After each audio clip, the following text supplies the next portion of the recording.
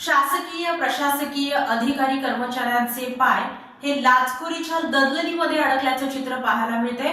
टेबलाखालून पैसे घेतल्याशिवाय एकही फाईल पुढे सरकवली जात नाहीये। एकंदरीतच या महसूल विभागामध्ये चिरीमिरी घेणारे अनेक कर्मचारी अधिकारी आघाडीत आहेत आणि जळगाव जिल्हा हा लाचखोरीमधला महत्त्वपूर्ण तिसऱ्या अवस्थानी असलेला जिल्हा आहे।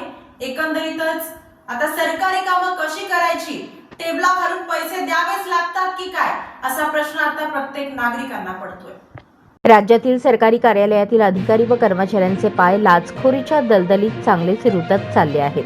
टेबल खालून घेतल्याशिवाय फाईल पुढे सरकवायची नाही हा नवीन पायंडा कर्मचाऱ्यांमध्ये रुजत चालल्याने भ्रष्टाचार फोफावत चालल्याचे दिसून येत आहे।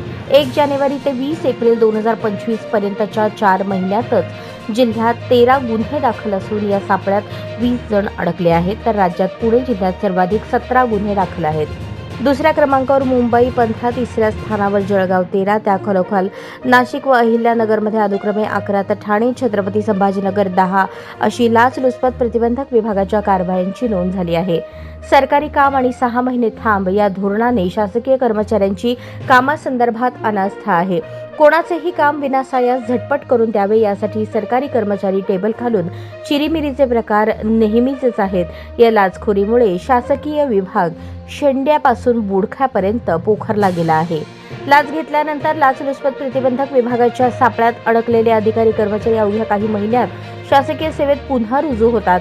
लाच घेतल्यानंतरही कुणीच काही बिघडवू शकत नाही हा तोरा सरकारी कर्मचाऱ्यांकडून गिरवला जातो। सरकारी कामांसाठी पैशांच्या मागणीमुळे त्रस्त झालेल्यांनी केलेल्या तक्रारीनंतर 1 जानेवारी ते 20 एप्रिल 2025 पर्यंत पहिल्या 3-3.5 महिन्यातच लाचलुचपत प्रतिबंधक विभागाकडील 13 कारवाया झाल्याचे दिसून येते।